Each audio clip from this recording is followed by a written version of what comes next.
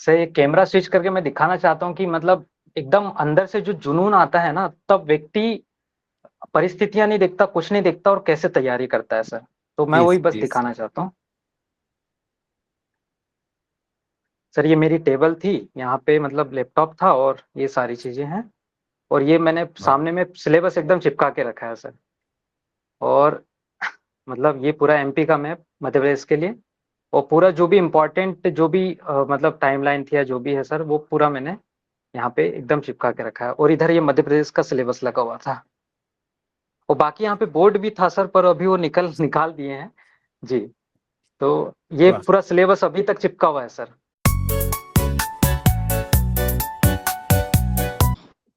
I welcome each one of you for today's session. और आज हमारा बहुत ही स्पेशल सेशन है, historical memorable session with Vishal Damahe, now becoming professor, professor Vishal Damahe. Welcome to the session. Thank you sir. Thank you so much sir. Thank you sir. बहुत ही proud वाला moment है कि इतने दिनों के कठिन परिश्रम के बाद आज आप एक सक्सेसफुल कैंडिडेट की तरह आप यहाँ पे बैठे हुए हैं, और I am really happy and proud कि I am taking your success story.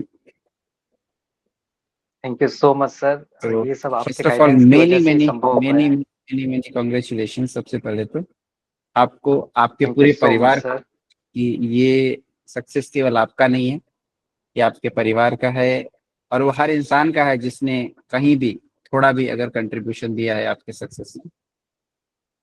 बिल्कुल सर, बिल्कुल sir. Thank you so much sir. Introduction लेंगे जहाँ पे आप हिंदी और इंग्लिश दोनों का यूज कर सकते हैं। सर मेरी जो राइड रही है, रोलर कोस्टर राइड कह सकते हैं उसे। चूंकि मेरा बचपन एक गांव में गुजरा। मैं जिस गांव से बिलोंग करता हूँ उसका नाम है समनापुर। बालाघाट डिस्ट्रिक्ट के भीतर आता है, जो मध्य प्रदेश स्टेट में आता है। मेरा जो गांव है वो घने जंगलों के बीच है। आसपास, जैसा कि आपको पता ही होगा, बालाघाट जो जिला है वो जंगलों के लिए ही जाना जाता है। फेमस जंगलों के लिए ही है। और इसके आसपास कान्हा-किसली नेशनल पार्क है, पेंच नेशनल पार्क है। तो आसपास पूरा घना जंगल है। पहाड़ियों के बीच घिरा हुआ मेरा गांव है। एक तरफ से वैनगंगा नदी बहती है, दूसरे तरफ से सतपुड़ा वैली है। बहुत ही मतलब नेचर के बीच में बसा हुआ मेरा गांव है। अब गाँव अगर दुर्गम क्षेत्र में हो, तो एजुकेशन के लिए जो भी सुविधाएँ होती है वो ज़्यादा मतलब सूटेबल, आपके पास में सूटेबल सिचुएशंस नहीं होती है। मेरे गाँव में एक सरस्वती स्कूल था, सरस्वती शिशु मंदिर। तो मैंने अपनी पहली से लेके 5वीं तक की जो पढ़ाई है, उसी स्कूल में मैंने अपनी पढ़ाई पूरी की है। जिसकी फीस मात्र ₹30 प्रति माह थी। ₹30 प्रति माह फीस थी उस समय पे। तो बड़ा अच्छा भी है कि मतलब इतने कम पैसों में मतलब मेरी 5वीं से लेके सॉरी पहली से लेके 5वीं तक की पढ़ाई हो गई। उसके बाद में उसी ड्यूरेशन में नवोदय विद्यालय का फॉर्म निकला हुआ था 5th क्लास में। तो मुझे चूँकि 4th में ही मेरे जो टीचर्स थे उस समय पे, उन्होंने बता दिया था कि नवोदय में आपको 7 साल तक फ्री एजुकेशन प्रोवाइड की जाएगी और सारी बेसिक फैसिलिटीज़ या फिर जो भी एकोमोडेशन से लेकर के आपके ड्रेस से लेकर के कॉपी, किताब सारी चीज़ें एकदम फ्री मिलेगी। तो मुझे इंटरेस्ट जाग गया, क्योंकि गाँव के स्कूल में एक थैला लेके जाना होता था और सरकारी स्कूल की जो पुरानी किताबें होती थी, वो हमें मतलब मेरे एक टीचर थे, मतलब मेरे पहचान में एक अंकल थे, वो मुझे प्रोवाइड कर दिया करते थे। तो मैं उसी से पढ़ाई करता था और फिर उसके बाद में मुझे जब ऐसा पता चला कि आपको नई-नई किताबें मिलेगी, कॉपी किताबें सारी चीज़ें, सारी मतलब फैसिलिटीज़ पूरी अवेलेबल होगी, तो मेरे दिमाग में एकदम आ गया कि भाई जाना ही है। और फिर घर में भी ये होता था कि चूँकि मैं किसान फैमिली से बिलॉन्ग करता हूँ, तो मतलब घर में पशुधन हुआ करते थे। अभी फ़िलहाल नहीं है, पहले हुआ करते थे। तो पहले मतलब 10-15 गाय हुआ करती थी, तो सुबह-सुबह उठ कर के मतलब गोबर फेंकना, मतलब क्या होता है जो काऊ डंग होता है उसको मतलब कलेक्ट करके हमें घोड़े, एक मतलब जहाँ पे कलेक्ट करते हैं उसको घोड़ा कहते हैं, तो घोड़े में फेंकना होता था। तो ये सारी चीज़ें होती थी। अब होता ये था कि सुबह-सुबह, क्योंकि बाल-मन है, तो सुबह-सुबह उठना बड़ा बेकार लगता था कि भाई सुबह उठना है, गोबर फेंकना है, नहीं तो फिर वही फिर दादी के ताने कि मतलब गोबर नहीं फेंक रहा है, मतलब दिन भर सोया ही रहता है, मतलब और फिर मतलब ये सारे ताने सुन-सुन करके फिर होता ये था कि यार अब कुछ तो करना है, बाहर जाना है, बाहर एकदम कुछ कुछ तो अचीव करना है। तो नवोदय का जैसे ही पता चला और ये बेसिक फैसिलिटीज़ के बारे में पता चला और ऊपर से ये भी पता चलता है कि 7 साल तक मुफ्त में पढ़ाई होने वाली है।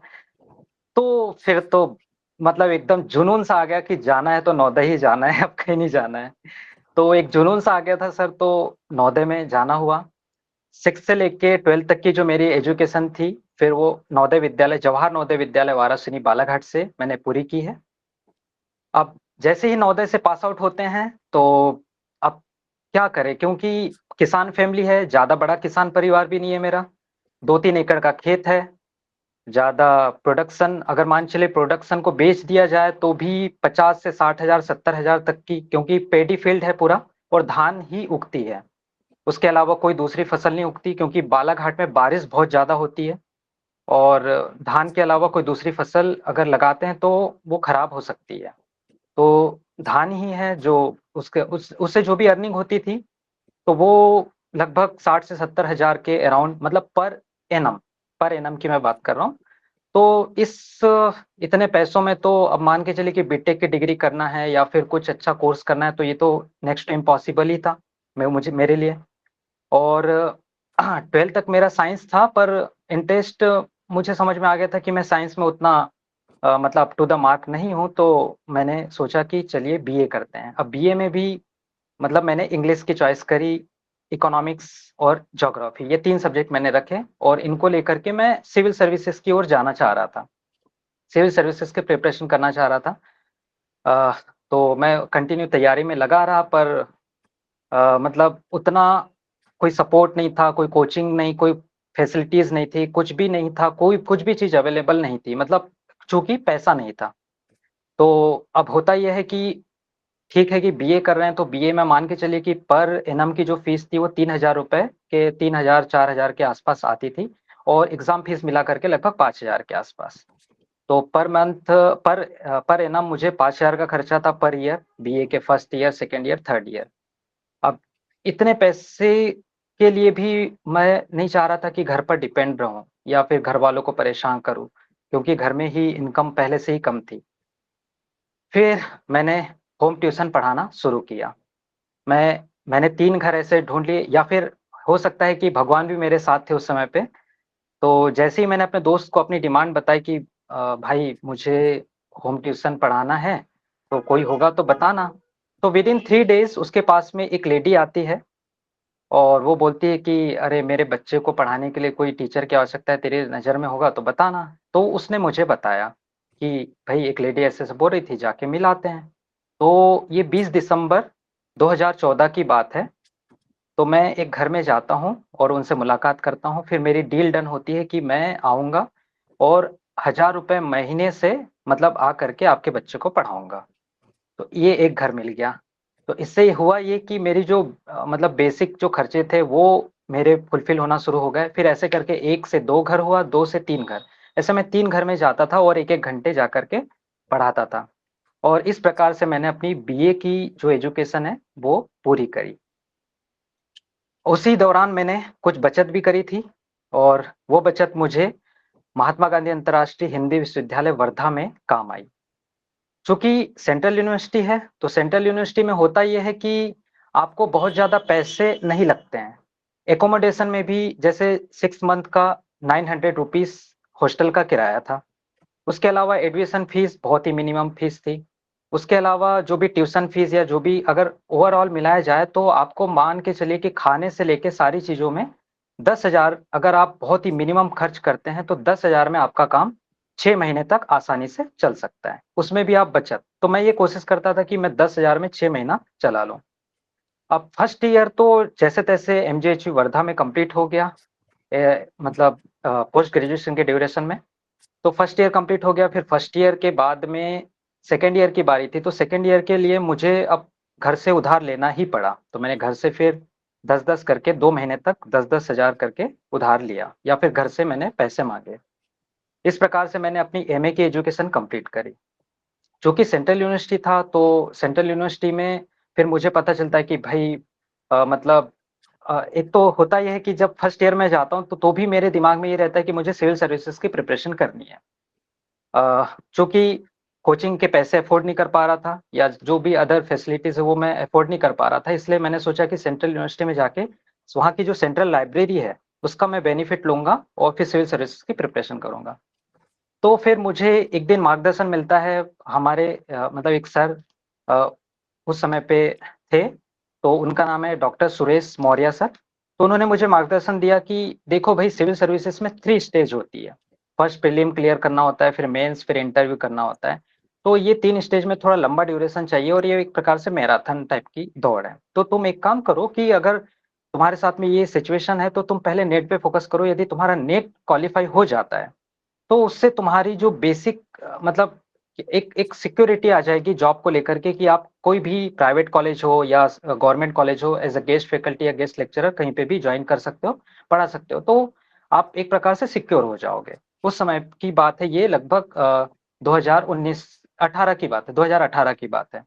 तो उस समय पे मुझे बताया गया तो फिर मैंने सोचा चलो भई अब इसको छोड़ते हैं सिविल सर्विस वाली फ़ील्ड को। उसके बाद मैंने एमए सेकंड ईयर से अपनी जर्नी स्टार्ट करी। एमए इंग्लिश के प्रति थोड़ा डेडिकेट हुआ और वहीं से फिर मतलब धीरे-धीरे करके मैंने अ, मतलब अपनी जर्नी को स्टार्ट किया सर। तो इस प्रकार से मेरा तो ये मतलब एजुकेशन वाला पीरियड रहा है।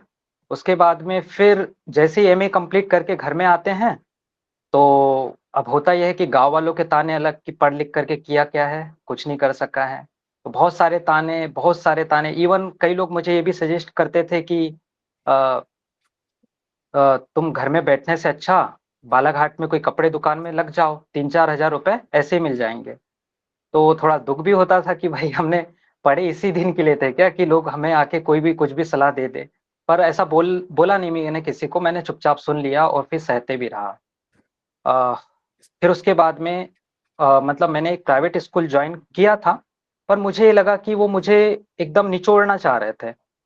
एकदम निचोड़ना चाह रहे थे कि मतलब कम पैसे दे करके मैं ज़्यादा काम लेना चाह रहे थे। तो मुझे लगा नहीं भई, यहाँ पे तो मेरा करियर ब्राइट नहीं हो सकता और सीधा ये रहेगा कि क्यों ना मैं गाँव के गरीब बच्चों को पढ़ा करके अपनी अर्निंग करूँ और साथ ही साथ उनको भी फ़ायदा पहुँचाऊँ। तो मैंने गाँव में आकर के अपनी कोचिंग स्टार्ट करी, जिसका नाम रखा ऑरवेल कोचिंग क्लासेस समनापुर। अब इस अब होता ये है कि जैसे ही मैं अपनी कोचिंग स्टार्ट करता हूँ, तो मैं बोलता हूँ कि मैं ₹250 पर महीने के हिसाब से बच्चों को पढ़ाऊँगा। अब गाँव के भी बच्चे क्या है, पुअर बैकग्राउंड से आते हैं, उनके पास इतने रुपए भी नहीं होते कि आपको ₹250 दे पाएँ। तो जैसे ही उन्होंने सुना, अब बच्चों के अंदर भी ये सेंस रहता है सर कि मतलब आपको मतलब उनके अंदर पैसों को लेकर के बड़ा सेंस होता है कि ज़्यादा इतना ये तो बहुत ज़्यादा पैसा है, ये तो बहुत ज़्यादा पैसा माँग रहे हैं, इस प्रकार का सेंस होता है। तो जैसे ही ₹250 उन्हें सुने, अब मैंने ओरिएंटेशन के बुलाया था बच्चों को और बताया कि ऐसा-ऐसा रहेगा और मेरा ये प्लान है। तो जैसे ही वो ₹250 सुनते हैं, अगले दिन एक बच्चा भी नहीं आता है। अब मैं ना इधर का रहा, ना उधर का रहा, मेरे साथ बड़ी मुसीबत कि अब करे तो करे क्या?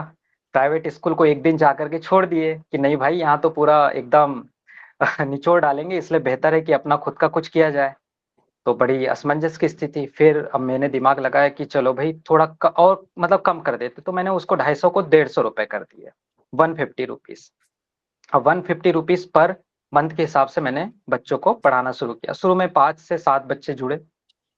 अब 7 बच्चों में भी मैं बेसिकली नवोदय विद्यालय जो एंट्रेंस एग्ज़ाम होती है, जेएनवीएसटी उसकी प्रिपरेशन करवाता था क्योंकि मैं खुद नवोदय में गया था और नवोदय की मैंने तैयारी करी थी, तो मुझे बहुत अच्छे से उसका आइडिया था।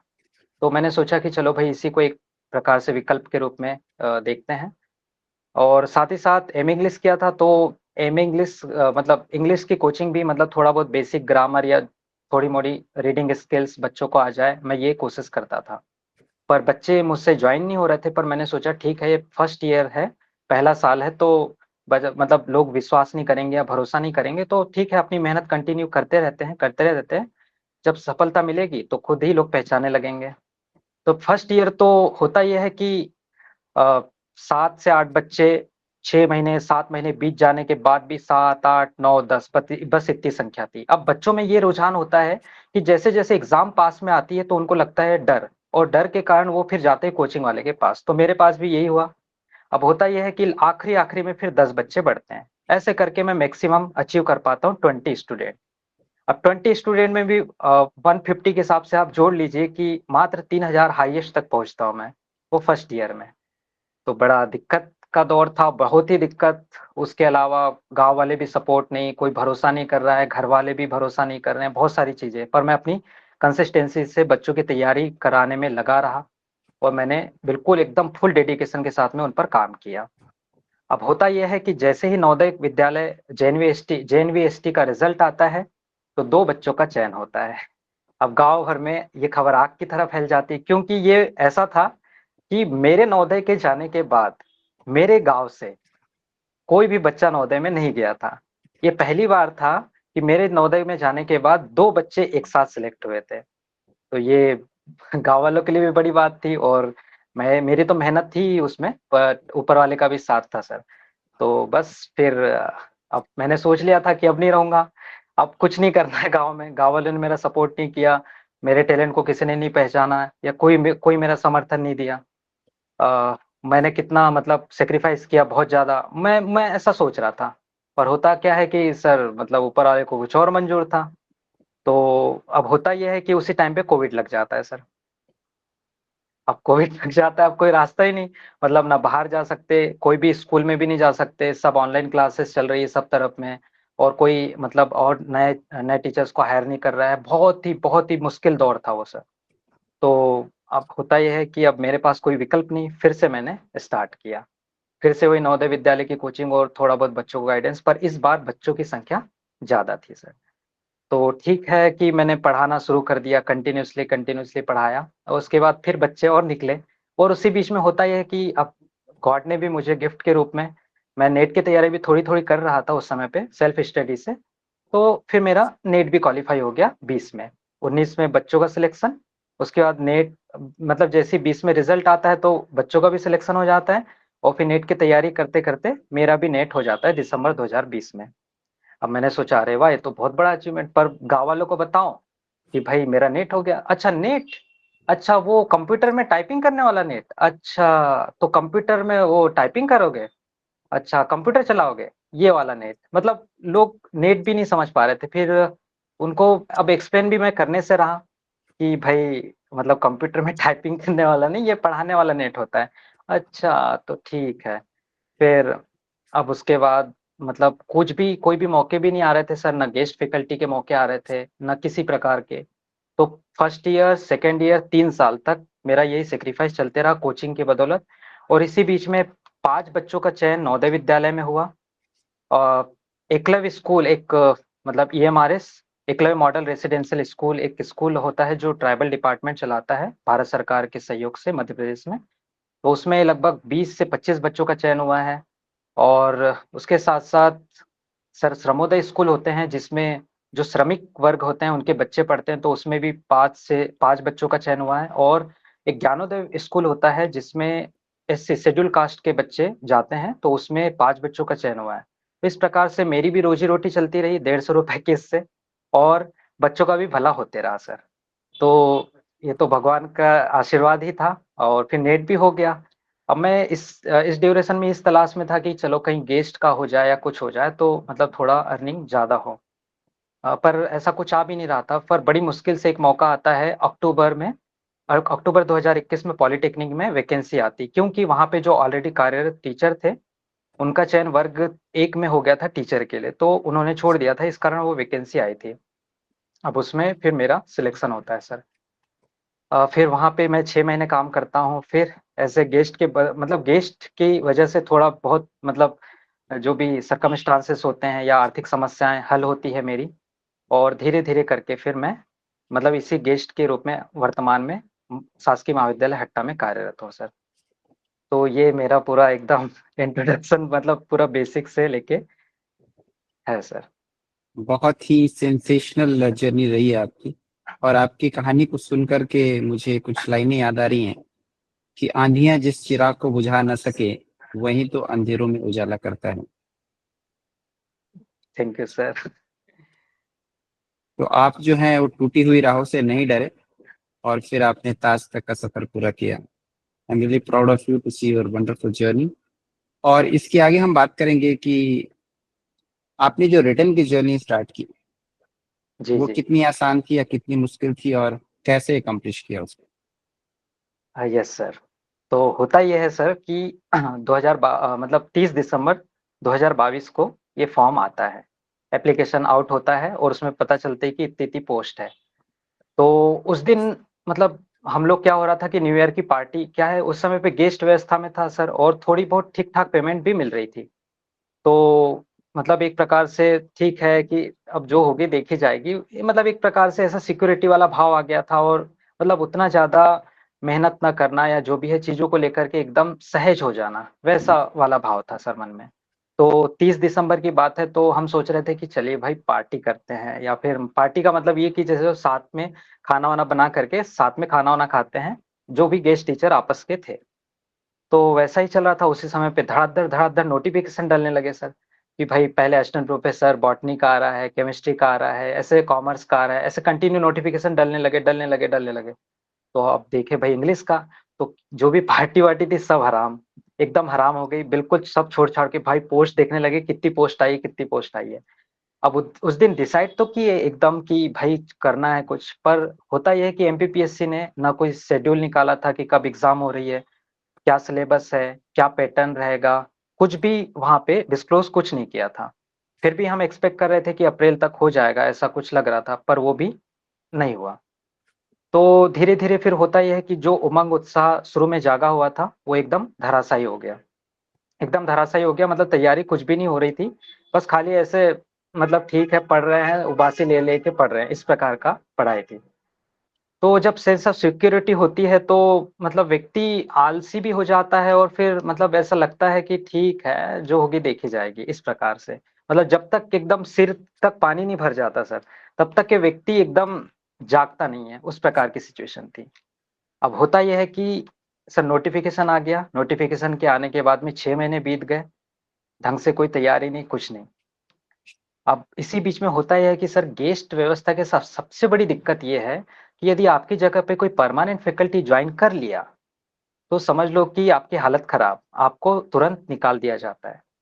तो ये गेस्ट के साथ में सबसे बड़ी समस्या है सर, मध्य प्रदेश में कि अगर आपकी जगह कोई परमानेंट आ गया, तो आपको भगा दिया जाता है उसी दिन से।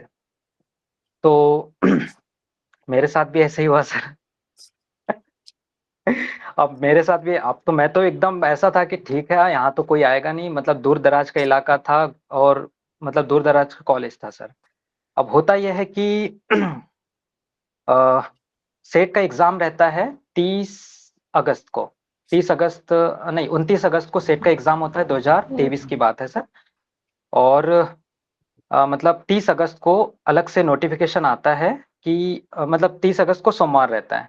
मैं डेट में थोड़ा बहुत इधर कन्फ्यूज़ हो सकता हूँ सर बट ये यही डेट थी आस-पास। तो 30 तारीख को नोटिफ़िकेशन डलता है कि मतलब आपके तिरोड़ी कॉलेज में एक परमानेंट फैकल्टी आ रहे हैं वर्तमान में। तो मतलब नवीन पदस्थापना में तिरोड़ी कॉलेज। जैसे ही मैं नाम देखता हूँ, भाई मेरी तो सिट्टी-पिट्टी मतलब गुल हो जाती है। मैं जितना अंदर से सिक्योर अपने आप को महसूस कर रहा था, वो सब खिल्ली निकल गई मेरी। अब मैंने बोला, "अरे यार! ये क्या हो गया ये क्या हो गया? मेरे पास तो कोई भी कुछ भी साधन नहीं रहेगा। मतलब बहुत सारी चीज़ें मैनेज करनी है, बहुत सारी चीज़ें सँभालनी है, ये कैसे होगा?" मैं बहुत ही असमंजस की स्थिति में था सर, बहुत बहुत बेकार भी लग रहा था वो दौर। अब मैंने स जो मैडम आने वाली थी उनसे भी बोला कि मैडम आप यहाँ आ रहे हैं? तो वो बोले कि नहीं इतने ट्राइबल मतलब इतने दूर-दराज के इलाके में कौन जाएगा? तो वो भी चाह रहे थे कि स्टे ले ले कोर्ट से, पर कोर्ट से स्टे भी नहीं मिला। उसके बाद में 8 से 10 दिन बीत गए, उसके बाद में मैडम आकर के जॉइन करती है 8 सितंबर 2023 को। तो 8 सितंबर 2023 को मैं गवर्नमेंट कॉलेज तिरोड़ी से फॉलन आउट हो जाता हूँ। इसको फॉलन आउट नाम देते हैं सर कि जैसे ही परमानेंट फैकल्टी जॉइन करता है तो आपको निकाल दिया जाता है। तो मैं 8 सितंबर 2023 को फॉलन आउट हो गया। अब भगवान की मर्ज़ी कुछ और रहती है सर, जब भगवान आपके साथ हो तो फिर कोई इधर से उधर कर दे, आपके साथ बुरा हो नहीं सकता। तो वही सिचुएशन मेरे साथ भी थी। 8 सितंबर 2023 को जैसे ही मैडम जॉइन करने वाली थी, वो इवनिंग में आकर के जॉइन करने वाली थी। दोपहर 1 बजे तक नोटिफ़िकेशन आ गया कि फिर से गेस्ट फैकल्टी की वैकेंसीज़ निकली है और आपको इस तारीख तक जॉइन करना है। मतलब मेरे पास मौका था कि विदिन 7 डेज़ जॉइन करना था। अब उसके लिए पहले चॉइस फिल होता है जो भी है सर। तो मैं फॉलन आउट हो गया। अब ठीक है कि ये बहुत अच्छा हुआ, भगवान का गिफ्ट ही मान लिया मैं कि चलो भाई आ गया नोटिफिकेशन। पर इसी बीच में इतने अड़ंगे सर कि जैसे न्यू एप्लीकेंट्स थे, क्या हो रहा था कि व्यवस्था में जो फॉलन आउट कैंडिडेट है उन्हीं को लिया जाना था। पर जो न्यू कैंडिडेट्स थे जिन्होंने नेट या सेट क्वालिफाई किया हुआ था, वो लोग ये चाह रहे थे कि नहीं नहीं हमको भी मौका दिया जाए, हमें भी वो किया जाए। पर बहुत सारे उस टाइम पे फॉलन आउट हुए, क्योंकि परमानेंट फैकल्टीज ज्वाइन जब करती है तो ऑलरेडी जो कार्यरत रहते हैं, जो 5 साल 10 साल कोई 15 साल 20 साल से कार्यरत है गेस्ट फैकल्टी के रूप में, तो उन लोग को पहले मौका दिया जाता है। ये गवर्नमेंट की पॉलिसी है। पर वो न्यू एप्लीकेंट्स इतना विरोध प्रदर्शन और कहीं ज्ञापन दे रहे हैं कहीं कुछ दे रहे हैं, तो मैं एकदम उस टाइम पे वो बड़ा गजब का दौर था। और दौर ऐसा भी था सर कि उस टाइम पे आचार संहिता भी लगने वाली थी 5 अक्टूबर की तरफ में। अब सितंबर है और अब 5 अक्टूबर है, इस बीच में जो होना है वही हो रहा है। तो कई बोल रहे हैं कि कोर्ट केस लगाएंगे या कुछ करेंगे, या फिर कोई विरोध प्रदर्शन करने चले, कोई आयोग में ज्ञापन देने चले, कोई उच्च शिक्षा विभाग में जाकर के ज्ञापन दे रहा है या विरोध प्रदर्शन कर रहा है। बहुत सारी चीजें हो रही थी। डर भी लग रहा था क्या होगा क्या होगा, हम लोग आचार संहिता के पहले पहले अंदर आ पाएंगे नहीं आ पाएंगे। ये सारी सर्कमस्टांसेस कंटिन्यूसली चल रहे थे। बहुत ही बहुत ही ज्यादा दिक्कत थी। और मतलब उस फॉलन आउट से लेकर के जब तक ज्वाइनिंग नहीं हो गई तब तक कि मेरा पढ़ाई में बिल्कुल मन नहीं लगा। एकदम बिल्कुल मैं पढ़ भी नहीं पाया। अब होता यह है कि इसी बीच में 30 तारीख को एकदम सुबह सुबह नोटिफिकेशन आता है कि आपने जो भी चॉइस फिल करी है, तो मुझे गवर्नमेंट कॉलेज हट्टा, जो कि मेरे घर से 35 किलोमीटर दूर है, वो मुझे मिल जाता है। मैं जाकर के फट से ज्वाइन करता हूँ। मैं बोलता हूँ भगवान बहुत बहुत धन्यवाद आपका, जो आपने मुझे बचा लिया। अब इसी बीच में फिर अब मुझे ख्याल आता है कि भाई ये जो गेस्ट व्यवस्था है, ये गेस्ट ये मतलब मेहमान वाली व्यवस्था है, आपको कभी भी भगा दिया जाएगा। अब तो तैयारी करनी पड़ेगी। यहाँ से आता है सर वो स्पार्क, और उस दिन से मैं तैयारी शुरू करता हूँ। अब इसी ड्यूरेशन में 28 जनवरी 2024 को परीक्षा होने वाली थी, वो भी पोस्टपोन्ड हो जाती, प्लस पॉइंट। उसके बाद में 3 मार्च 2024 को परीक्षा होने वाली थी, वो भी पोस्टपोन्ड हो जाती, प्लस पॉइंट। एक बार रिवीजन, 2 बार रिवीजन। अब उसके बाद में फिर उसमें मतलब बाद में घोषित की जाएगी परीक्षा डेट, ऐसा लिखा हुआ आता है सर। जब 3 मार्च की जो एग्जाम पोस्टपोन्ड होती है उसमें लिखा आता है कि आप परीक्षा बाद में फिर से सो गए, किया ठीक है, अब पता नहीं कब लेता है पीएससी। फिर उसके बाद में 25 मार्च 2024 को फिर नोटिफिकेशन आता है कि भाई तुम लोग की परीक्षा जो है वो 9 जून 2024 को आयोजित की जाएगी, और इस बार एक कंफर्म था।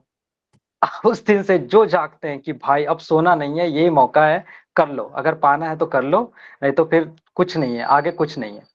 वो 2 महीने जो है सर, वो इतनी रिगरस तैयारी थी, इतनी रिगरस तैयारी थी कि रात के 2-2 3-3 बजे तक बिल्कुल नींद नहीं आती थी, जब तक के जो भी टारगेट सेट किए थे वो कंप्लीट ना हो जाए। बहुत एकदम ऐसा था कि उसमें चैट जीपीटी की मदद है, उसमें ऑनलाइन की मदद है, उसमें जो ओपन सोर्स के जो भी क्वेश्चंस थे राइटर से रिलेटेड या वर्क से रिलेटेड उसकी मदद, और आपकी जो बुक है practice work book English literature deft unlimited, उसकी मदद, उसको तो मैं इतना रगड़ा हूँ सर कि 2-3-4 बार वो एकदम मैंने उसको ऐसे किया हो कि जो भी टॉपिक से रिलेटेड जो भी क्वेश्चन है मैंने उसको बस मार्कर से हाईलाइट हाईलाइट कर लिए हैं पूरे। बस उसी को रिवाइज, उसके अलावा इधर उधर कुछ नहीं झांकना है। वो था सर। फिर उसके बाद में 9 जून की एग्जाम होती है, तो पेपर वन की भी तैयारी ठीक ठाक थी सर, 40 से ऊपर की तैयारी थी। पर पेपर थोड़ा डिफिकल्टी था पेपर वन। तो पेपर वन में 31 एचयू होते हैं। और पेपर टू को जैसे ही देखता हूँ भाई ऐसा लगता है कि ये तो 120-25 तो ऐसे ही हो जाएगा। तो वो तो ऐसे लग रहा था कि भाई ये भी पता है, ये भी पता है, ये भी पता है, ऐसा लग रहा था सर। तो ये मेहनत का ही नतीजा था कि शायद उस दिन पेपर, और भगवान की मर्जी भी थी और भगवान का आशीर्वाद था कि सर पेपर उस दिन अच्छा हुआ सर। तो 9 तारीख को इस प्रकार से मैंने रिटर्न की तैयारी करी थी sir. Great to hear that. हर एक स्टोरी में एक सेंसेशन है आपकी। बिल्कुल सर। और जिस तरह से आप इंसिडेंट को नरेट करते हैं, दैट इज अमेजिंग। आपको एक जी नोवेलिस्ट सर। बनना चाहिए। You are aspiring to thank become a you sir. Novelist. जी जी थैंक यू सर। ओके, तो उसके बाद फिर आप जब एग्जाम दे करके आए रिटर्न, तो आपको तो कॉन्फिडेंस था कि मेरा रिटर्न हो जाएगा।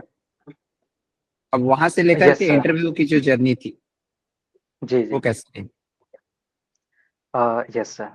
तो अब जैसे एग्जाम देकर के आया, तो मतलब एग्ज़ाम देके जस्ट जैसे ही रूम से बाहर निकलो तो ऐसा लगता है कि हमने बहुत अच्छा किया और बस एकदम 125-30 ऐसे ही हो जाना है। मतलब सेकंड पेपर की बात है। तो पर होता ये है सर कि सिली मिस्टेक्स, बहुत सारी सिली मिस्टेक्स जब चेक करते हैं कि ये भी गलत, वो भी गलत, ऐसे मतलब बहुत सिंपल-सिंपल से क्वेश्चंस जो हमको एकदम आसानी से बन सकते थे, वो भी गलत हो जाते हैं। ऐसा सभी लगभग सभी एप्लीकेंट के साथ होता है सर। तो वैसा मेरे साथ भी हुआ। अब उसके बाद हालाँकि मन में एक डर भी था कि पेपर तो बड़ा सरल आया था। हो सकता है कि सरल उन्हीं के लिए होता है जो तैयारी करके जाते हैं। पर मुझे ऐसा लग रहा था कि भाई सभी तैयारी करें, सभी लोग अच्छे से पेपर करके आए हैं, सभी ने 140 प्लस तो मारा ही होगा। 140 से ज़्यादा क्वेश्चन तो सभी के करेक्ट हुए होंगे, ऐसा लग रहा था। मुझे लगा इस बार तो कट ऑफ बहुत ज़्यादा हाई जाएगी, ऐसा भी फ़ील हो रहा था। पर फिर उसके बाद में मतलब ये तो लगता ही है सर, मतलब कि अंदर से फ़ील आता ही है और आना भी चाहिए। यदि आपको या हमें जो अच्छे से तैयारी अगर कंटिन्यू रखनी है या जारी रखनी है, तो ये अंदर से फ़ील आना ही चाहिए। डर हमेशा बना रहना चाहिए कि क्या होगा, क्या नहीं होगा, हमसे आगे कितने लोग हैं, हमसे पीछे कितने लोग हैं, ये डर बना ही रहना चाहिए। इससे क्या होता है, व्यक्ति जागरूक रहता है, दिमाग सतर्क रहता है और मेहनत की ओर अग्रसर होता है। तो ये मेरे साथ भी था सिचुएशन सर। अब जैसे ही मैं देखता हूँ पेपर का एनालिसिस, इधर-उधर चेक करता हूँ मैं पूरा, कि भाई कोई तो सही आंसर बता दे अच्छे से, सब गलत-गलत इधर-उधर कुछ भी आंसर बता रहे हैं। मतलब मुझे ऐसा लग रहा था कि भाई ये तो इतना एकदम सिंपल सा क्वेश्चन है, इसका भी गलत आंसर क्यों बता रहे हैं सब ऑनलाइन वाले। फिर मैं मुझे अचानक से आपका वीडियो यूट्यूब में सामने फ्लैश होता है सर। तो मैं देखता हूँ कि मतलब अरे! ये तो बढ़िया बता रहे हैं सर तो, और इसमें मेरे बहुत सारे क्वेश्चन भी सही हो गए। मतलब मेरे 120 प्लस ऐसे करेक्ट थे सर, आपका जैसे एनालिसिस देखा तो पेपर सेकंड में। तो मैं देखता हूँ अरे! तो फिर उसके बाद में मैंने आपके भी यूट्यूब चैनल को भी देखा और उसमें देखा कि भई मतलब कुछ स्टोरीज़ डली हुई थी, सक्सेस स्टोरी, तो उसमें आपका नीचे for interview contact this number. तो फिर वो नंबर को मैंने नोट डाउन किया अपने फ़ोन में, और जैसे वीडियो मेरा खत्म होता है, पहले से दूसरा वीडियो देखने के बाद मैं आपको फ़ोन लगा देता हूँ। मैं आपको फ़ोन लगाता हूँ एकदम इवनिंग में फ़ोन, और फट से आप फ़ोन भी उठा लेते हैं। फिर मैं आपको अपना बताता हूँ कि सर मेरा ये ऐसा है और मेरे लगभग 150 लगभग करेक्ट हो रहे हैं। क्योंकि जैसा आपके वीडियो के अनुसार था सर, तो 150 के ऊपर मेरे करेक्ट हो रहे हैं, तो सर क्या चांसेस है सर, मुझे इंटरव्यू की तैयारी करनी चाहिए क्या? तो आपने बोले थे कि आपका 100% डन है, एकदम, आप एकदम श्योर रहिए, एकदम हो जाएगा। तो मैंने बोला थैंक यू सर, पर मुझे इंटरव्यू की मतलब कोर्स जॉइन करना है इंटरव्यू का।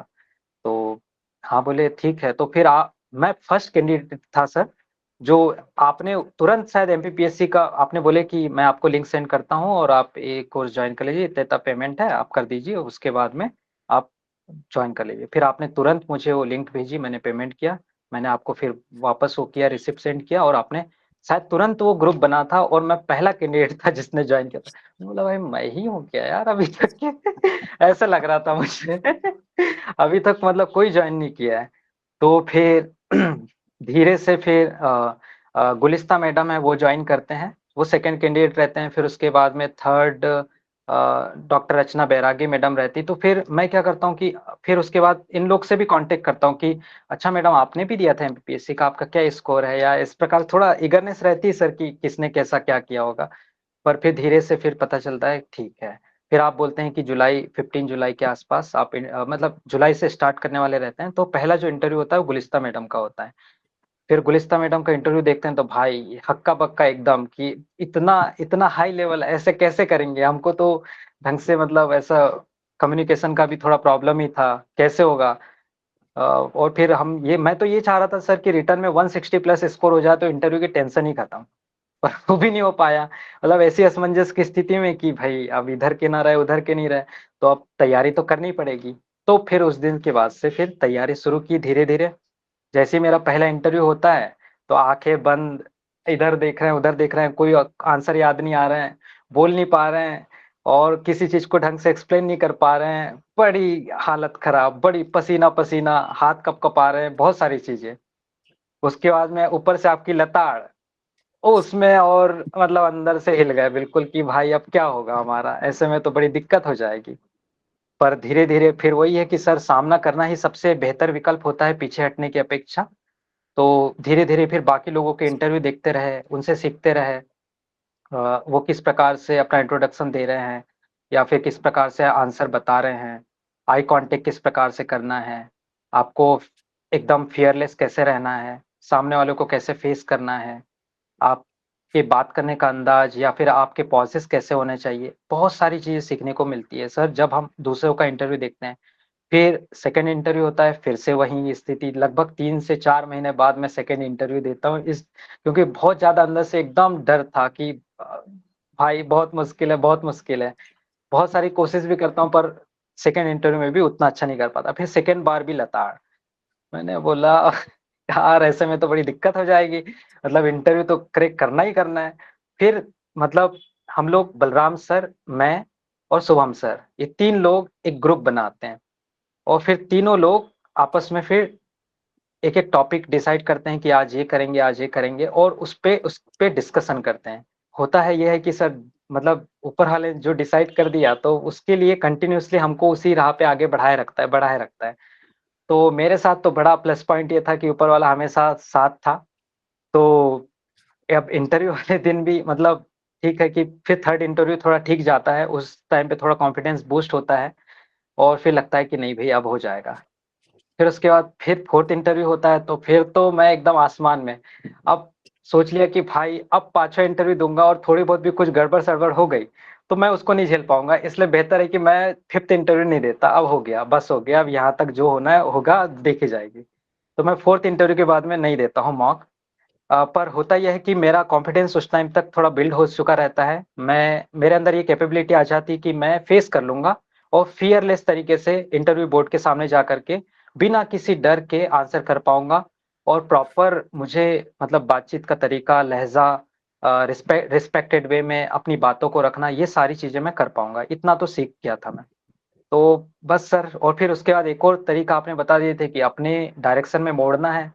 जो भी बोर्ड मेंबर्स हैं या जो भी आपको अगर पूछ लिए कि आपका किस फील्ड में इंटरेस्ट है, तो बस ये क्वेश्चन मेरे लिए प्लस पॉइंट था। तो बस सर वहीं से फिर होता ये है कि जिस दिन मेरा इंटरव्यू होता है 4 मार्च 2025 को, तो मैं तीसरा कैंडिडेट रहता हूँ लिस्ट में। लिस्ट में तीसरा कैंडिडेट रहता हूँ। चूँकि मेरे डॉक्यूमेंट में कहीं से कहीं तक कोई कमी नहीं थी। मैंने पूरे डॉक्यूमेंट्स फिल करके लाए थे, पूरे ओरिजिनल सारी चीज़ें ओके थी। तो मुझे पहले बुला लेते हैं वेरिफिकेशन के लिए, डॉक्यूमेंट वेरिफिकेशन के लिए पहले बुला लेते हैं, तो मैं चले जाता हूँ। उसके बाद में वो मेरा फॉर्म वेरीफाई करके बोलते हैं कि ठीक है, आप फर्स्ट कैंडिडेट रहेंगे, तो फिर ठीक है, मैं बोलता हूँ कोई बात नहीं। अब फर्स्ट कैंडिडेट था तो सर एकदम पहले 3 कैंडिडेट को ऊपर ऐसे सीढ़ियों से ऊपर ले जाया जाता है, जहाँ पे भी चेंबर होते हैं, जहाँ पे इंटरव्यू बोर्ड बैठे रहते हैं, तो वहाँ पे ले जाया जाता है और ले जाने के बाद में फिर मैं पहला कैंडिडेट रहता हूँ। अब मेरे जैसी मतलब जहाँ पे इंटरव्यू होने वाला रहता है उस कक्ष के सामने या उस रूम के सामने में हम आते हैं, बैठे रहते हैं, तो उस टाइम पे हार्ट बीट बढ़ जाती है। पर फिर वही ब्रीथिंग एक्सरसाइज़ थोड़ी बहुत, तो ब्रीथिंग एक्सरसाइज़ भी काम आती है। फिर जैसे ही मतलब आपका मौका आता है सर, तो उस टाइम पे पूरी हार्ट बीट एकदम कूल हो जाती है, शांत हो जाती है, कहीं से कहीं तो कोई प्रॉब्लम नहीं होती। जैसे ही वो दरवाज़ा खोलते हैं और अंदर जाने के लिए बोलते हैं, तो मैं एकदम कूल माइंड से जाता हूँ। सभी को ना गुड मॉर्निंग कहता हूँ, ना गुड इवनिंग कहता हूँ, ना गुड आफ्टरनून, कुछ नहीं कहता, ना नमस्ते कहता हूँ। मैं प्रणाम सर क्योंकि सभी 4 लोग सर थे। मैं प्रणाम सर से शुरुआत करता हूँ सर। वहाँ पे मतलब एकदम रिस्पेक्टेड वे में कहना है तो प्रणाम सर सभी को करता हूँ रिस्पेक्टेड वे में। फिर उसके बाद में ओके, टेक योर सीट बोलते हैं, फिर मैं बैठ जाता हूँ। अब बैठने के बाद में जैसा कि वो रोल नंबर और नाम, क्योंकि उनके पास में लिस्ट होती है सर, तो लिस्ट में वो देखते हैं कि आपका रोल नंबर और नाम एकदम सही है क्या नहीं, मतलब जो कैंडिडेट को हम अभी चेक करने वाले हैं वो सही है ना, तो रोल नंबर और नाम पूछते हैं, उसके बाद कंफर्म हो जाते हैं। फिर उसके बाद में वो आपसे पूछते हैं कि मतलब आपका इंट्रोडक्शन पूछ लेंगे या जो भी है। तो मुझसे पूछा गया कि अच्छा, तो what are you doing, what are you doing currently, ऐसा मुझे पूछते हैं जो चेयरमैन सर रहते हैं। तो फिर मैं बताता हूँ कि sir currently I am working as a guest faculty at government college. अच्छा, तो वेरी गुड बोलते हैं। फिर उसके बाद में फिर नेक्स्ट क्वेश्चन होता है कि अच्छा, who is the current governor of Madhya Pradesh. तो अब उसमें ये चीज चेक करना चाह रहे थे कि आप यदि किसी व्यक्ति का नाम लेते हैं तो आप उसको रिस्पेक्टेड वे में कहते हैं या नहीं कहते हैं, या फिर ऐसे ही बोल देते हैं। यदि मैं ऐसे ही बोल देता तो वो भी ऐसे ही नंबर देते। तो मैंने उसको रिस्पेक्टेड वे में बोला कि सर मतलब आप उसके सामने में रिस्पेक्टफुल टर्म्स कुछ लगाइए तो ज़्यादा आपके लिए हेल्पफुल होगा। तो मैं अच्छे से बताता हूँ कि माननीय Shri Mangubhai Patel ji is the current governor of Madhya Pradesh sir. अच्छा, अच्छा बोलते हैं, ठीक है। फिर उसके बाद में आगे बढ़ते हैं, फिर उसके बाद मतलब और भी tell me something about your family, ये क्वेश्चन होता है फिर उसके बाद में मैं बताता हूँ कि अपनी फैमिली के बारे में। तो फिर उसके बाद में ठीक है, फिर उसके बाद में वो सब्जेक्ट एक्सपर्ट जो होते हैं उनको ट्रांसफर करते हैं। अब सब्जेक्ट एक्सपर्ट जो मेरा पहला क्वेश्चन पूछते हैं कि अच्छा, तो आपका फेवरेट एरिया ऑफ इंटरेस्ट या एरिया ऑफ इंटरेस्ट क्या है बोले? तो बस सर ये क्वेश्चन मेरे लिए प्लस पॉइंट था एकदम। और मैंने बोला भाई कि यहाँ मिल गया, जो चाहिए था वही मिल गया। तो बस मैंने बता दिया रोमांटिसिज्म। अब मुझे लगा इसमें पोयम वोयम भी पूछ ले तो एकदम धड़ाधड़ आंसर करना है बिल्कुल। पर ठीक है, जो पूछा उन्होंने सर, आया आता था सारी चीजें, तो उन्होंने अच्छा रोमांटिसिज्म है, ओके। तो चलिए बताइए कि according to William Wordsworth what is the definition of poetry? बस सर वो तो एकदम रटाए रटाए बार बार प्रैक्टिस थी। Poetry is the spontaneous overflow of powerful feeling. तो ये सर यहीं तक, फिर यहीं तक बताया मैंने डेफिनेशन, और आगे बताने वाला था। तो फिर नेक्स्ट क्वेश्चन दाग दिए कि बोले अच्छा, तो आपने एक लाइन सुनी है कि the trumpet of prophecy wind if winter comes can spring be far behind? जी सर, सुनिए sir, yes sir, I have heard it sir. तो फिर उसके बाद बोलते हैं अच्छा, तो बताइए किसकी लाइन है? बोले सर तो पीबी शैली की। अच्छा, तो पोयम का नाम बताइए। तो ode to the west wind sir. अच्छा, वेरी गुड बोलते हैं। फिर उसके बाद में अच्छा, तो टीएस इलियट को जानते हैं? Yes sir. तो मतलब वो इंग्लिश में वो कह रहे थे सर। तो फिर वो टीएस, यस सर, तो अच्छा टीएस इलियट को नोबेल अवार्ड कब मिला है? तो मतलब एकदम बेसिक क्वेश्चन भी लग रहे थे, पर ठीक है, मैंने बोला कि बेसिक भी है फिर भी अपने को एकदम कामनेस के साथ में आंसर करना है। ऐसा नहीं शो करना है कि एकदम ये तो बड़ा इजी सा क्वेश्चन है, ऐसा ऐसा कुछ शो नहीं करना है एकदम। तो मैंने बोला सर यस सर 1948। ओके, तो फिर अच्छा, फिर उसके बाद में मुझे पूछते हैं कि what is the difference between emotion and feeling? ये एक क्वेश्चन था। तो मैंने अब मतलब उस टाइम पे मैं डिफरेंशिएट नहीं कर पा रहा था या जो भी है, तो मैंने उसको अच्छे से पढ़ा भी नहीं होगा। तो मैं बोला sorry sir, I am not able to recall at this moment. तो ओके, कोई बात नहीं। उसके बाद में एक और क्वेश्चन वो पूछते हैं सर, फिर मैं उसका आंसर करता हूँ, उसके बाद वो नेक्स्ट को ट्रांसफर कर देते हैं। तो फिर नेक्स्ट वाले भी ऐसे ही, मतलब जो बेसिक क्वेश्चन रहते हैं तो मैं उसमें कुछ क्वेश्चन के आंसर नहीं कर पाता, पर बहुत सारे के कर देता हूँ। तो मेरा इंटरव्यू ठीक ठाक होता है। ठीक होता है, मतलब मैंने आपको आके भी बताया था, तो आपने बोला था 60, पर ठीक है कि उसी के अराउंड मतलब 56 नंबर मुझे अलॉट किए गए। मैं उसके लिए भी हैप्पी था कि ठीक है। मैंने ये भी पहले से डिसाइड कर रखा था कि अगर मुझे 50 एबव मिल गए तो मैं एकदम मतलब मेरिट पे भी आ रहा हूँ, टॉप मतलब जनरल की सीट भी लूंगा। ये भी मेरा था सर। तो वही हुआ सर कि 56 मुझे अलॉट किए गए। और फिर लास्ट में मैंने सभी को थैंक यू सर, सभी को अलग अलग separately thank you, thank you sir, thank you sir, thank you sir, ऐसे बोलता गया। और फिर उसके बाद मैं धीरे से अपनी फाइल को पकड़ करके और जो भी सीट है उसको देखा कि भाई कुछ दिक्कत तो नहीं, मतलब इधर उधर जमा के फिर वापस धीरे से निकल गया, एकदम चेयरफुल स्माइल के साथ में। और वाइल आंसरिंग मतलब मैं एकदम चेहरे पे स्माइल कर रहा था सर। तो ये था सर मेरा इंटरव्यू का एक्सपीरियंस। तो जितना आपने ट्रेनिंग लिया पूरा वहां पे पूरा करके आए। जोक भी है sir. So nice to hear that. Really आपने सही कहा कि 50 प्लस अगर इंटरव्यू में आपके मार्क्स मिल गए हैं तो आपने बहुत ही बढ़िया परफॉर्म किया, इसमें कोई डाउट नहीं। जी सर। चलिए अब आते हैं सेंसेशनल मोमेंट की तरफ, डे ऑफ रिजल्ट। हाँ, yes sir. Day of result का तो सर अब उसका भी ये था कि सर मतलब रिजल्ट का बहुत ज़्यादा वेट था, क्योंकि इधर-उधर सब जगह से जब नंबर सुनते हैं, नीलू मैम के नंबर सुनते हैं तो भाई इनसे भी ज़्यादा है। फिर उसके बाद में अदर जो भी कैंडिडेट हैं तो हम देखते हैं कि नीलू मैडम मतलब इतने मतलब इतना ज़बरदस्त नॉलेज है उनका, उसके बावजूद भी इनके कम नंबर है। तो मुझे लगता है कि यार हम लोग तो ठीक-ठाक ही हैं, तो भाई ज़्यादा तो नहीं होंगे हमसे ऊपर, ऐसा लगता है, ऐसा फ़ील आता है सर। तो फिर पर मन में थोड़ा एक डाउट तो रहता ही है, फ़ियर तो रहता ही है कि भाई मतलब कैसे होगा, कोई ज़्यादा आगे बढ़ जाएँगे, हमारा लास्ट तक नाम आएगा तो भी चल जाएगा, एकदम लास्ट पायदान में भी आएगा तो भी चल जाएगा, पर सिलेक्शन होना चाहिए, ऐसा हमें लगते रहता है सर। तो अब रिज़ल्ट नहीं आ रहा है, रिज़ल्ट का वेट 4 मार्च 2025 से लेके कंटिन्यूअसली रिज़ल्ट का वेट। अब इसी ड्यूरेशन में 1 महीना चलेगा। अब 1 महीना बाद भी लगता है कि रिज़ल्ट आएगा, पर कोई रिज़ल्ट नहीं। तो सर कंटिन्यूअसली वेट हो रहा था रिज़ल्ट के लिए। अब पता भी चलता है कि कोर्ट केस लग गया है कुछ रिजर्वेशन के इश्यूज को लेकर के। तो फिर ये डिसाइड होता है कि पढ़ा जाए, जितना हो सकता है पढ़ा जाए। तो सर मतलब उतनी ज़्यादा प्रिपरेशन, उतनी रिगरस प्रिपरेशन बिल्कुल भी नहीं थी, पर पिछले बार की जो तैयारी थी अच्छी थी। तो वो मतलब लगा था कि ठीक है, अब एमपी में मेहनत करनी है, मध्य प्रदेश वाले फील्ड में। क्योंकि मध्य प्रदेश का पेपर पिछले बार बहुत डिफिकल्ट आया था, तो सोचा कि इस बार एमपी वाले फील्ड में ही देखा जाएगा, और बाकी जो भी हमने नोट्स प्रिपेयर किए थे उसको बार बार रिवाइज करना है। पर बार बार रिवीजन का तो मौका नहीं था, तो एक बार भी हो जाए तो ठीक है, ऐसा था। तो सर एकदम लास्ट मोमेंट तक, लास्ट के 15 डेज बचते हैं, तो 15 डेज पहले पहले या 20 दिन पहले पहले तैयारी शुरू की जाती है मध्य प्रदेश को लेकर के और सब्जेक्ट को लेकर के। क्योंकि रिजल्ट लगा था कि भाई इस बार अगर नहीं हुआ तो इस बार तो इतनी अच्छी तैयारी नहीं है। फिर भी ठीक है, होपफुल थे अंदर से कि भले ही लास्ट मैदान में आएंगे, पर हो जाए सिलेक्शन, वही हमारे लिए अच्छा रहेगा। अब होता ही है सर कि 30 तारीख आ गई, 30 तारीख भी आ जाती है, रिजल्ट फिर भी नहीं डल रहा है। शाम हो गया, 6 बज गए, 7 बज गए, 8 बज गए, रिजल्ट डल ही नहीं रहा है, डल ही नहीं रहा है। अब सोचे चलो पैकिंग करी जाए, जबलपुर जाया जाएगा, पेपर दिया जाएगा।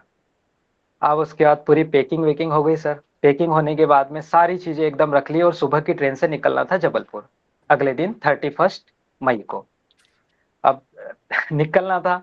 अब होता है कि खाना खाने बैठे और खाना खा के जैसे ही हाथ धोते हैं और देखते हैं कि भाई एक बार लास्ट बार एमपीपीएससी की वेबसाइट चेक कर ली जाए।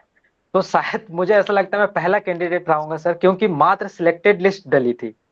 मात्र सिलेक्टेड लिस्ट डली थी, इसका मतलब ये था कि वो पहली पीडीएफ डली होगी, फिर उसके बाद में ऑप्टेन मार्क्स की लिस्ट डलती है और फिर उसके बाद केवेट डलती है।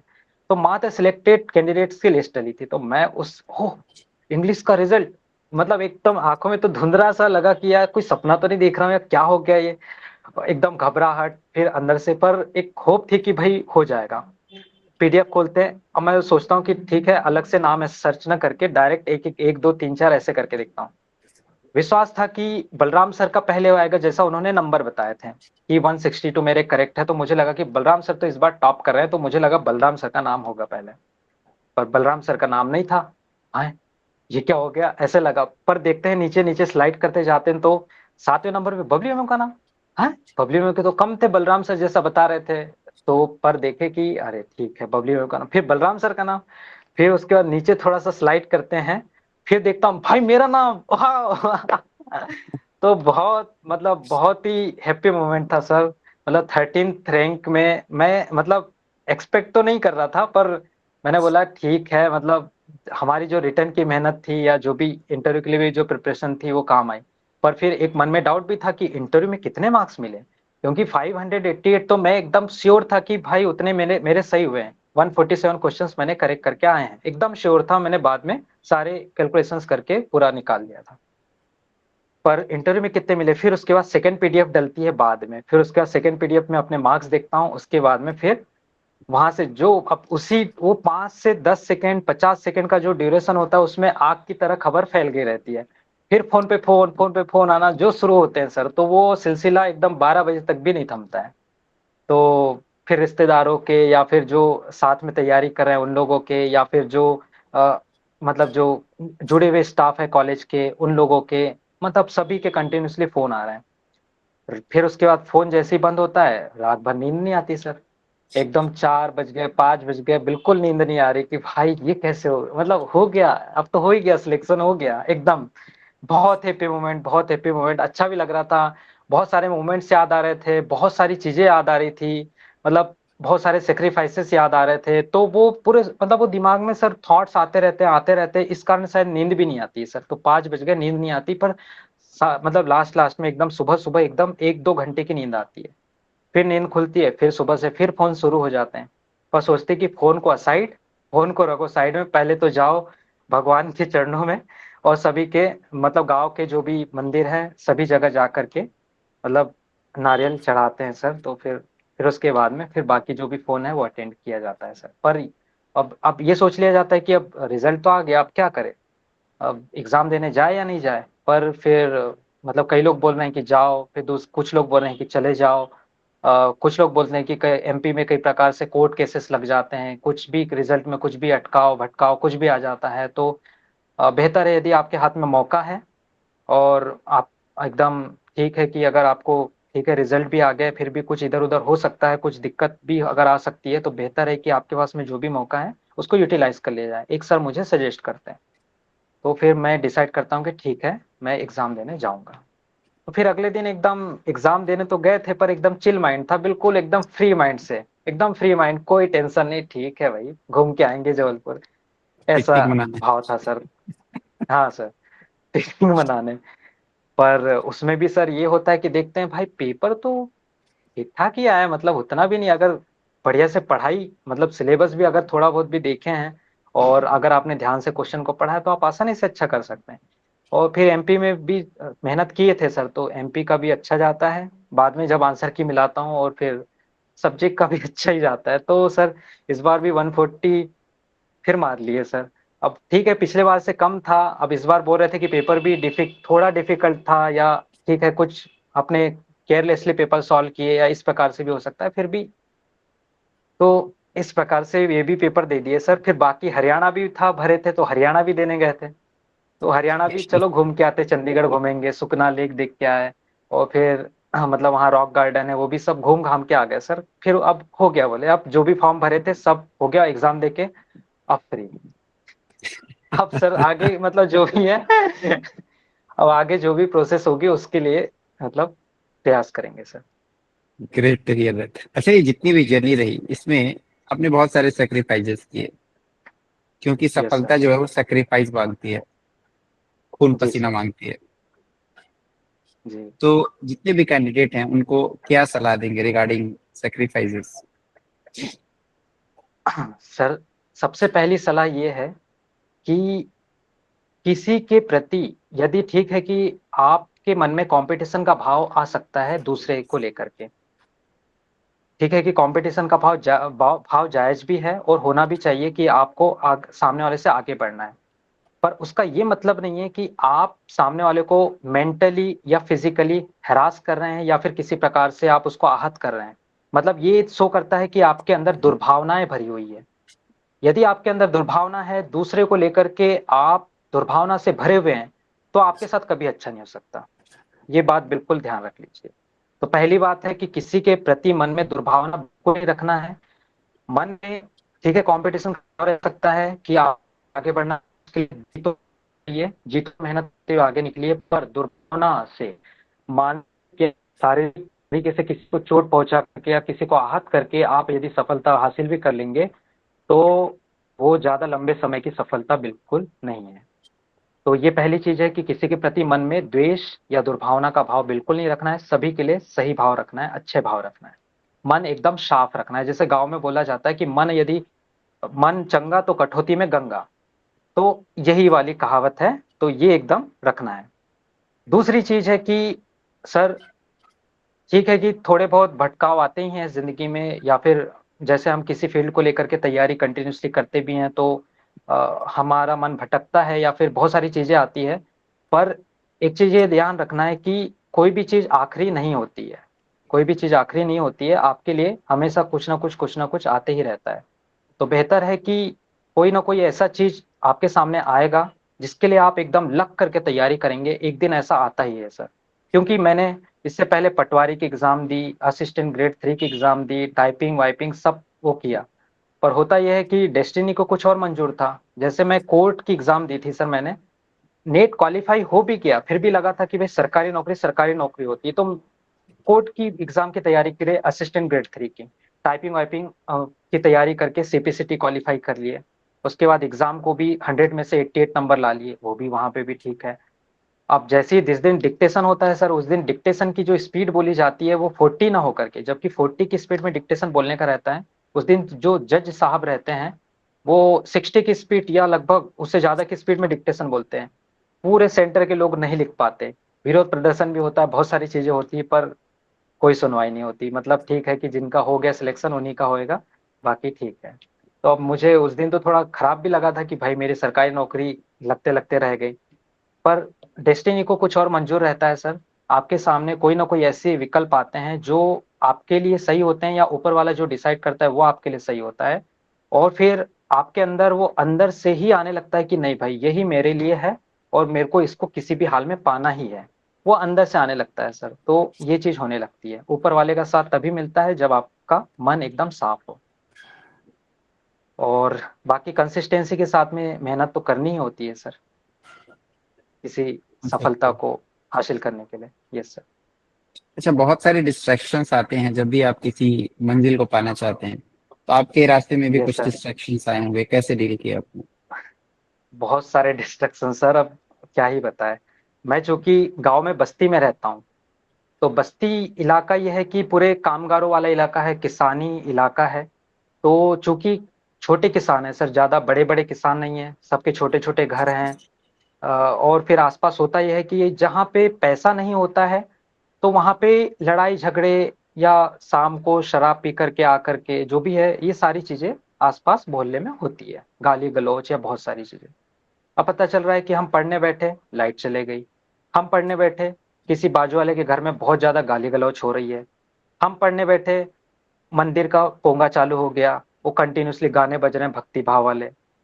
ये सारी चीजें, बहुत सारे डिस्ट्रैक्शन आते हैं सर। अब होता ये था कि अ, जैसे ही मैं शाम को कॉलेज से आता था 6 बजे तरफ, 6 से मान के चलिए कि 5, 5:30 बजे तक पहुंचे और आधा घंटा रेस्ट करके 6 बजे से 6:30 बजे से पढ़ना शुरू किए। अब जिस टाइम पे किताब खोल के पढ़ने बैठे, पता चला उसी टाइम मंदिर का पोंगा चालू हो गया। और वो 1 घंटा भी नहीं सर, 2 घंटे बजते थे, 2 घंटा बजता था। अब उसके बाद में फिर आरती होती थी, फिर 8:30 बजे तरफ बंद होता था। भाई साहब, फिर उसके बाद सुबह पढ़ने बैठो, मान चलो 5 बजे या 6 बजे उठ करके पढ़ने बैठे, 6 बजे से फिर 8 बजे तक पोंगा। सुबह 2 घंटे, शाम को 2 घंटे पढ़ने, एकदम मैं चिड़चिड़ा हो गया था। अब मैंने बोला अब तो कंप्लेंट करना ही पड़ेगा, पर जो मंदिर में पोंगा बजाते थे उनको बोला भी, पर नहीं बोले, भैया तो बजेगा ही बोले। तो बड़ा दिक्कत, अब ऐसा कैसे होगा। पर होता यह है कि अगर मन साफ हो, मन सही हो, तो आपका भगवान भी साथ देता है। होता ये है सर कि जिस दिन मैं बोलता हूँ सामने वाले को कि भैया थोड़ा कम साउंड में बजाया करो या फिर मत बजाया करो, पढ़ने में डिस्टर्ब होता है, तो मन साफ था, क्योंकि डेस्टिनी अच्छी थी, मतलब मन में कोई किसी प्रकार का द्वेष भाव नहीं था या फिर वो मतलब विरोध प्रदर्शन या कुछ नहीं था। तो होता यह है कि मोहन यादव जी सीएम बनते हैं और पहला आदेश पारित करवाते हैं कि लाउड स्पीकर्स बंद किए जाए, उन पे बैन लगाया जाए। मैं कंप्लेन करता हूँ, उसके अगले दिन ही ये नोटिस डल जाता है। तो सर, मन यदि साफ है, सच्चा है, तो फिर ऊपर वाला भी साथ देता है। ये था सर। और बाकी फिर जो भी तैयारी है, ठीक है कि आसपास के डिस्ट्रैक्शन, यदि घर में हल्ला हो रहा है तब तो आपका माइंड तो डिस्टर्ब होगा। पर यदि बाहर में हल्ला हो रहा है, बाहर के लोग लड़ झगड़ रहे हैं, गाली गलौज कर रहे हैं, जो भी कर रहे हैं, उसमें आपका ज्यादा ध्यान नहीं जाता है। घर में अगर हो रहा है तो फिर दिक्कत होती है। पर घर में माहौल सही था, सारी चीजें सही थी, तो फिर बाकी चीजें फिर असाइड करते हुए अपनी तैयारी में लगे रहे सर। तो ये सारे डिस्ट्रैक्शन, बहुत सारे छोटे छोटे डिस्ट्रैक्शंस आते हैं सर, जैसे कॉलेज में वर्कलोड को लेकर के, वर्किंग को लेकर के, तो बहुत सारे लोग का सपोर्ट भी चाहिए रहता है। प्रिंसिपल सर का भी सपोर्ट था कि यदि मतलब देख रहे हैं कि तैयारी अच्छे से की जा रही है, तो फिर उनका भी सपोर्ट था। अदर फैकल्टीज का भी सपोर्ट था। तो सर, ये सारी चीजें थी सर। अभी आगे फ्यूचर में क्या प्लान है अभी?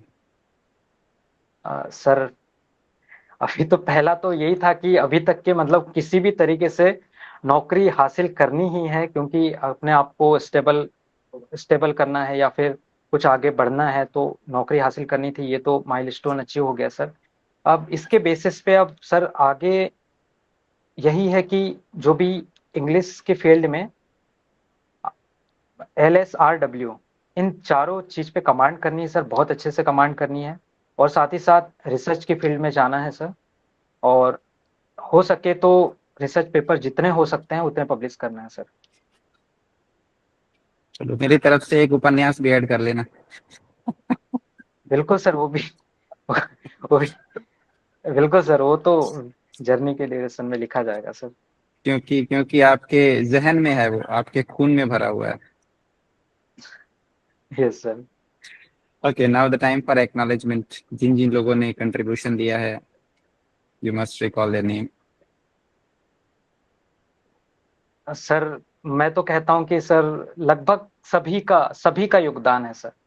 मतलब उन तानों का, उन गालियों का, उन अवहेलनाओं का, और सारी चीज़ें जो भी मेरे साथ में हुई है सर, उन सभी का योगदान है, क्योंकि कहीं न कहीं मन को जब चोट पड़ती है तभी मतलब व्यक्ति आगे बढ़ता है। जब ठोकर लगती है, पंचायत वेब सीरीज़ है उसमें मतलब एक जगह कहीं लिखा हुआ था सर, मैंने भी देखा था कि जब ठोकर लगती है तभी व्यक्ति को सीख मिलती है, अक्ल आती है।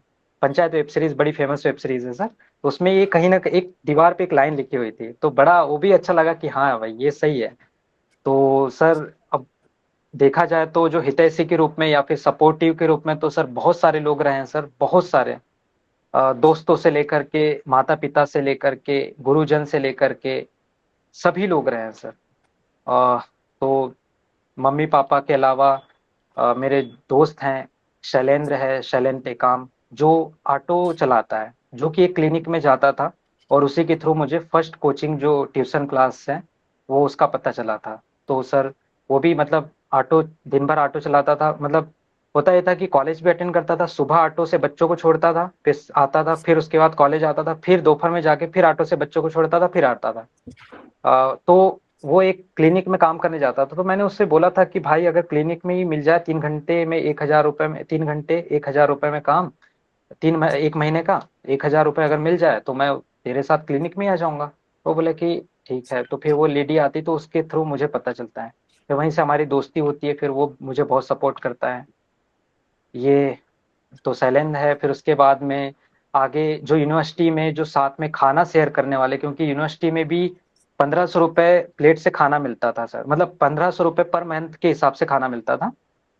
तो अब उसमें भी मुझे कुछ सेविंग्स करनी होती थी, तो कुछ दोस्त थे जो मेरे साथ में खाना शेयर करते थे। जैसे होता ये था कि 1500 रुपए में 1 महीने तक खाना खाना है, तो 500-500 रुपए 10-10 दिन के 10-10 दिन के देने होते थे। तो होता ये था कि एक दोस्त जाएगा मेरा, वो थाली भर के खाना लाएगा और हॉस्टल में, और हम दोनों मिल करके खाएंगे।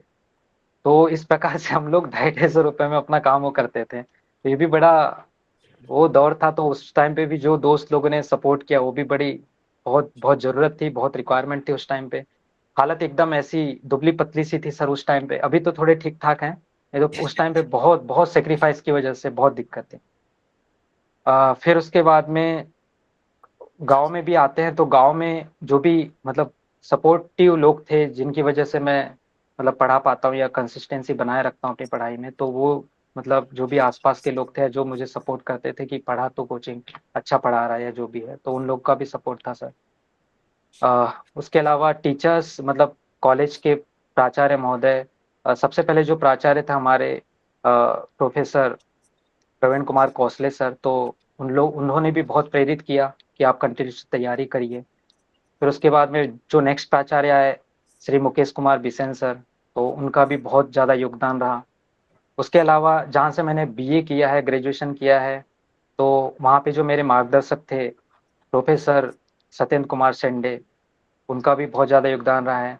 बालाघाट पीजी कॉलेज के head of department, English department के head of department professor Tejendra Singh Shiv sir, जिन्होंने भी बहुत मोटिवेट किया कि आप कंटिन्यूसली तैयारी करिए, क्योंकि मैं बालाघाट में शायद पहला पहला कैंडिडेट था जिसका नेट निकला था।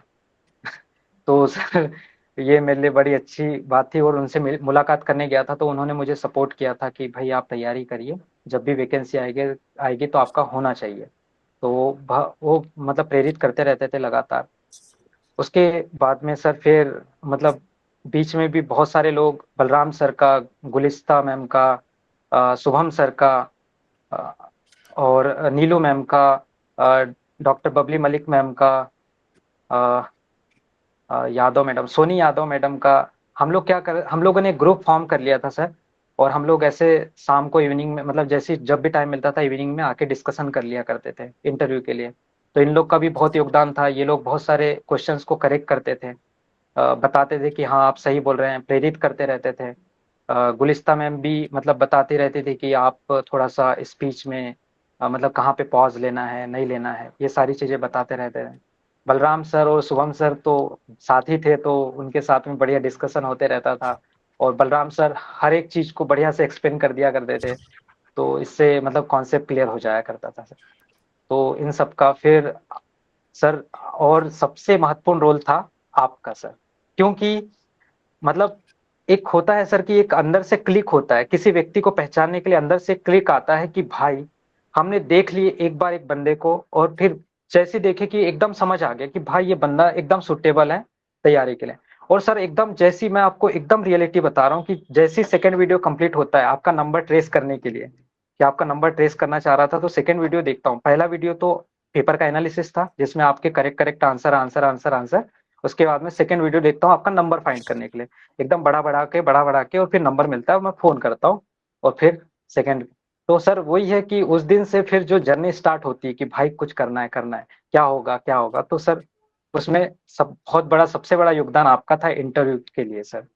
तो ये सर सभी का मतलब सहयोग रहा है सर, मेरी खुद की सफलता नहीं है। और हाँ, सबसे बड़ा सहयोग ऊपर वाले का कि भगवान ने हमेशा साथ दिया सर। बिल्कुल। देखिए, भगवान उसी का साथ देता है जो अपना साथ खुद देता है ना? Yes sir. क्योंकि भगवान तो आपके अंदर ही है। बिल्कुल सर। तो जब जिस दिन आपको खुद लगने लगे ना कि मैं पढ़ाई कर रहा हूँ, मैं मेहनत कर रहा हूँ, तो इसका जी। मतलब भगवान आपके साथ है। Yes sir. और अगर आपको खुद ही नहीं लग रहा है कि हम क्वालिफाई जी करेंगे जी। कि नहीं करेंगे, तो जी फिर जी। ब्रह्मा विष्णु महेश भी क्या आयु काट लेंगे। बिल्कुल सर। सर ये कैमरा स्विच करके मैं दिखाना चाहता हूँ कि मतलब एकदम अंदर से जो जुनून आता है ना, तब व्यक्ति परिस्थितियां नहीं देखता, कुछ नहीं देखता और कैसे तैयारी करता है सर। तो मैं प्लीज वही बस प्लीज। दिखाना चाहता हूँ। सर ये मेरी टेबल थी, यहाँ पे मतलब लैपटॉप था और ये सारी चीजें हैं। और ये मैंने सामने में सिलेबस एकदम चिपका के रखा है सर। और मतलब ये पूरा एमपी का मैप मध्य प्रदेश के लिए, और पूरा जो भी इम्पोर्टेंट जो भी मतलब टाइमलाइन थी या जो भी है सर, वो पूरा मैंने यहाँ पे एकदम चिपका के रखा है। और इधर ये मध्य प्रदेश का सिलेबस लगा हुआ था। और बाकी यहाँ पे बोर्ड भी था सर, पर अभी वो निकाल दिए हैं। जी। तो ये वाह। पूरा सिलेबस अभी तक चिपका हुआ है सर। हालांकि मैं तो चाह रहा था कि फर्स्ट रैंक आ जाए मेरी। ये जैसे मैं दिखाना चाहता हूँ, ये चिपका के रखा था मैंने। पर ठीक है कि जो मिला वो मंजूर है, ऐसा है। देखिए, जितना लक्ष्य आप उतना रखेंगे, आपका तीर उतना ही ऊपर जाएगा। जी sir. Very nice to see that and thank you so much for sharing. ये जो नज़ारा आपने दिखाया, बिल्कुल मेरा तो मन बिल्कुल गदगद हो गया। थैंक यू वास्तव सर। में पढ़ाई ऐसी होनी चाहिए, वास्तव में पढ़ाई ऐसी होनी चाहिए। एकदम सिलेबस सर सामने ही रखा था कि भाई भटकना नहीं है, सिलेबस से कनेक्टेड ही रहना है और सिलेबस पे ही एकदम स्टिक रहना है सर। इधर उधर भटकना ही नहीं है, क्योंकि उससे बाहर क्वेश्चन पूछेगा भी तो 2 से 3 से 4 या 5, उससे ज्यादा नहीं। तो इसलिए मैं सर इसी से कनेक्टेड था एकदम। बिल्कुल, लक्ष्य सामने हर दिन दिखता रहे तो आप लक्ष्य पे टिके रहेंगे। जी सर। क्योंकि जहाँ दुर्घटना घटी, जहाँ नजर पर सर हटी ये दुर्घटना घटी। ये सर मैंने पहली बार किया था, मतलब ना छोटी मोटी जो भी एग्जाम थी, जैसे पटवारी की एग्जाम थी या फिर असिस्टेंट ग्रेड 3 एग्जाम थी, इनके लिए इतनी रिगरस तैयारी, ऐसी तैयारी मैंने कभी नहीं की थी सर। शायद वो ऊपर वाले की ही मर्जी थी कि मैं तैयारी करूं अच्छे से और इसी फील्ड को लेकर के करूं। तो सर मतलब पूरी तैयारी, और मतलब ये बुक आपकी तो एकदम सामने रखी रहती थी क्वेश्चन वाली, हर दिन लगाना ही है इसको। बोर्ड बोर्ड भी था तो उसमें मतलब लिख लेता था मैं, बाकी जो भी है सर।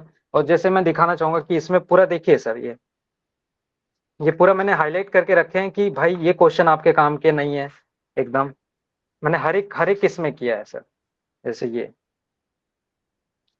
पूरे आखिरी तक, आखिरी पेज, इसमें ये भी स्टिकी नोट भी चिपकाते हैं, जैसे कोई इंपॉर्टेंट टॉपिक है कुछ है तो एकदम बिल्कुल जो भी इंपॉर्टेंट क्वेश्चन थे सर, इंपॉर्टेंट क्वेश्चन को मैंने एकदम अंडरलाइन हाईलाइट कर लिए थे कि भाई ये सिलेबस में है, ये क्वेश्चन से रिलेटेड ये क्वेश्चन पूछा जा सकता है, ये क्वेश्चन। तो मैंने पूरे इस प्रकार से तैयारी की थी सर।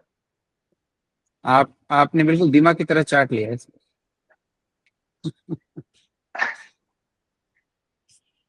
बहुत शानदार, बहुत बहुत मजा आया।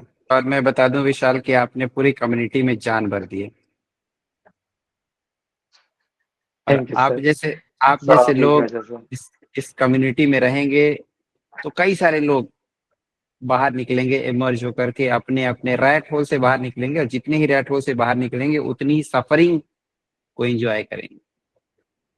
क्योंकि आपकी पूरी स्टोरी ने ये सिखा दिया है कि लाइफ में सफर करना बहुत जरूरी है, दर्द को झेलना बहुत जरूरी है, क्योंकि उसी से मुकाम जी हासिल सर। होता है। बिल्कुल सर। जिसके पास जितनी ज्यादा कमी है वो उतना ही ऊपर जाने का काबिल है, और वो आपने प्रूव किया है। आगे ऐसे ही आगे बढ़ते रहेंगे, और मुझे पता है कि आप वंदे भारत की तरफ बुलेट ट्रेन है, और जहां भी रहेंगे बुलेट की तरह ही रहेंगे। बिल्कुल सर। जी, जी। फाइटर जो है थैंक यू ना, सर। फाइटर ही रहेगा, कभी हेलीकॉप्टर नहीं बन सकता है।